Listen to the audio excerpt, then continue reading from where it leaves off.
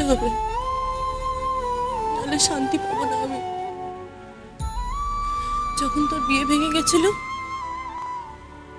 তখন আমি by hook or crook বিক্রমকে নিজের কাছে টানার চেষ্টা করেছিলাম, আর বিক্রম সেটারই সুযোগ নিয়েছে। ও বুঝতে পেরেছিল আমার ডেসপারেশনটা। ও তো শুধু তোর থেকে প্রতিশোধ নিতে চেয়েছিল, তোকে অপমান করতে চেয়েছিল। আমি তো শুধুমাত্র একটা ঘুঁটি ছিলাম। জানিস নন্দা, বাবা সব সময় বলতেন কখনো নিজের ডেসপারেশনটা বাইরের লোকের কাছে এইভাবে প্রকাশ করতেন না, তাহলে নিজের সম্মান আনিও। তার চেয়ে বরং নিজের আইডেন্টিটিটা নিয়ে চলা উচিত, তাহলে যে সামনের লোকটা আছে কখনো তোর সুযোগ নিতে পারবে না। তোমাদেরকে একটা খুশির খবর দিতে এলাম। ছোটদা ভাইকে পুলিশ ধরে নিয়ে গেছে। নাও, এবার তোমরা খুশি তো? নন্দা বৌদি, আজ আমার ছোটদার এই অবস্থার জন্য তুমি দায়ী, শুধুমাত্র তুমি দায়ী। ইউ রুইনড হিম।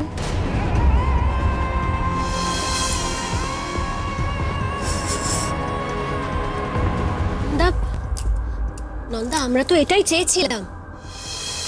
কিন্তু বিক্রমকে ধরে নিয়ে গেল দিদি, এটা একদম ঠিক, একদম ঠিক হয়েছে, এটাই হওয়া উচিত ছিল।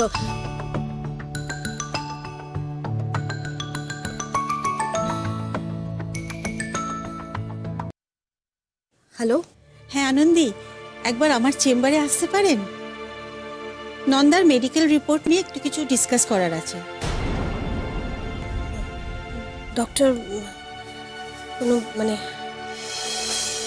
কিছু ক্রিটিক্যাল নাকি? মানে আরে না না, আসুন না। আচ্ছা ঠিক আছে, আমি আসছি, আমি এক্ষুনি আসছি। শোনো, কি হয়েছে? কি না কেউ না, আমি একটা কাজে বেরোচ্ছি, আমি কিছুক্ষণের মধ্যে চলে আসবো। হ্যাঁ ঠিক আছে, আমি আসছি।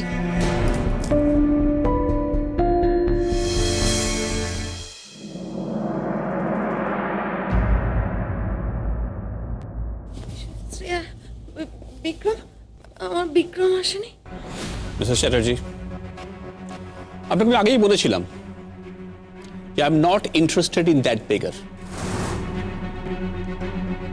শ্রেয়া, বিবেককে ফোন করো, এখানে আসতে বলো এক্ষুনি। ইফ ইউ ডোন্ট কল, আমি ফোন করছি। না ড্যাডি, আমি করছি। আমি ইনফ্যাক্ট শ্রেয়াকে এখানে আনতেই চাইছিলাম না। শ্রেয়াকে এখানে রেখে যাওয়ার কোনো ইচ্ছাই আমার নেই। নেহা তো বললো, তাই নিয়ে এলাম। আচ্ছা আপনি বসুন না প্লিজ, বসুন। কর্ডিয়ালি কথা বলার মতো সম্পর্কটা আর নেই, আপনারা রাখেননি। শ্রেয়া, আমি আসছি। কোনো প্রবলেম হলেই ড্যাডিকে ফোন করবে। তোমাকে এখানে রেখে যাবার কোনো ইচ্ছাই আমার নেই। আমি জানি ড্যাডি, তুমি আছো।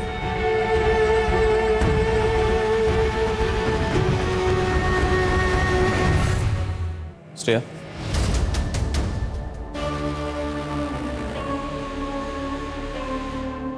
শ্রেয়া, আমি বিশ্বাস করি যে মাথা হেঁট করার মতো কাজ তুমি করতে পারো না, তাই আমি ছুটে এসেছি, তোমাকে বের করে নিয়ে এসেছি। আমার বিশ্বাস আছে যে তুমি নির্দোষ, বাট ইউ নো মি না, তুমি আমাকে চেনো। যদি আমি দেখি তুমি মিথ্যাচার করেছো, যদি আমি দেখি যে নন্দার কমপ্লেনে কোন রকম সত্যতা আছে, তাহলে কিন্তু সেটা তোমার জন্য ভালো হবে না। কিন্তু অফকোর্স আমি এখনো বিশ্বাস করি তুমি নির্দোষ। ড্যাডি, তুমি তোমার মেয়েকে চেনো না?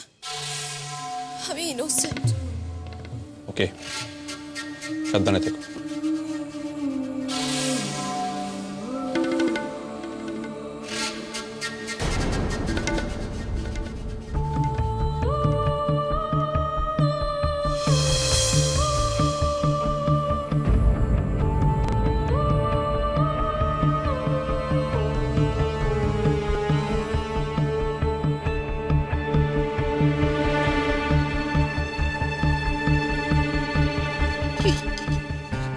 কি হলো? কোন খবর আছে? কি গো, আমার বিক্রম? বিক্রম কোথায়? বিক্রমের বিল হয়নি, কাল ওকে কোর্টে প্রডিউস করা হবে। কি কি বলছো তুমি? কি করব আমি বলো তো? কোর্ট যদি বেল দেয় তবেই তো বেল হবে নাকি?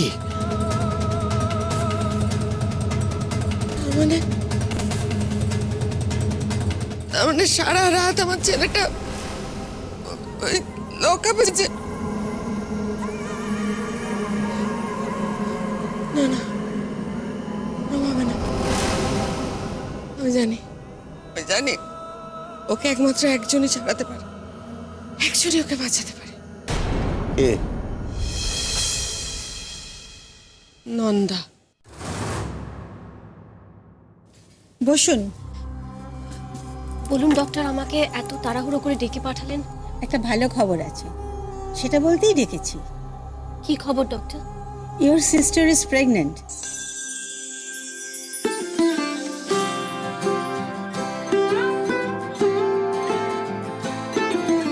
Seriously doctor? আমার আমার ছোট বোন নন্দা, আমার Nanda pregnant? Thank you doctor. এই খবরটা না আমাদের প্রত্যেকের জীবনে খুব দরকার ছিল। একটা পজিটিভ কিছু, একটা ভালো খবর, একটা হোপ ডক্টর, একটা হোপ। চিন্তা করবেন না, নন্দা ভালো হয়ে যাবে, খুব তাড়াতাড়ি ভালো হয়ে যাবে। দেখবেন, আমরা কয়েকটা রিপোর্টের অপেক্ষা করছিলাম, তাই তখন ওকে জানাইনি কিছু। এখন আমরা শিওর, আর চিন্তা করবেন না, ওর এমনিতে কোনো কমপ্লিকেশন নেই। কিন্তু এত বড় একটা ধাক্কা গেছে, একটা ট্রমা, তো আপনাদের একটু সাবধানে রাখতে হবে ওকে। দেখবেন যেন বেবির ওপর কোনো এফেক্ট না পড়ে। আমার বোন, আমার ছোট্ট বোন প্রেগনেন্ট, আমার যে বিশ্বাসই হচ্ছে না।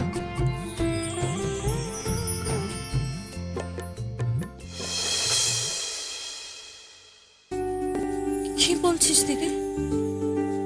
সত্যি? সত্যি। এটা কি ছেলে মানুষই হচ্ছে নন্দা?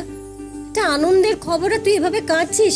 হ্যাঁ ওমা, কিরে, আমার পুচকে মেয়েটার আবার একটা ছোট্ট পুচকে হবে। হ্যাঁ, সে টলমল করে পুরো বাড়িতে হেঁটে বেড়াবে।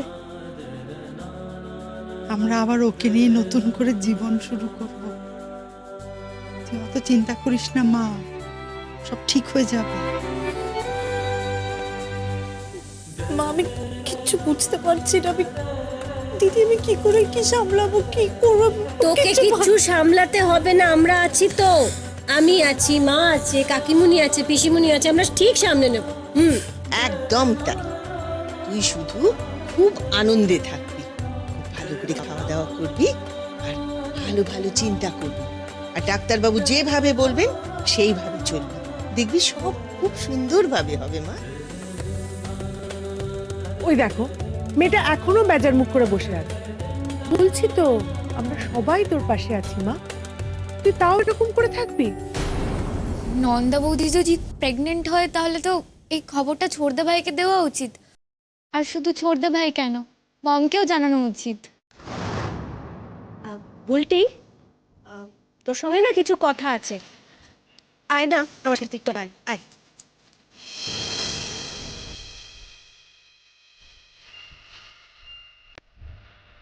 হ্যাঁ শোন না, বলছি যে বুলটিকে নিয়ে অত চিন্তা করিস না। ও তো ছোট, কখন কি বলে ওর কিছু ঠিক নেই। আমি জানি যে তোর মনের মাথায় অনেক কিছু, নানান কথা ঘুরছে, কিন্তু কি বলতো, খারাপ সময় একদিন ঠিক কেটে যায়।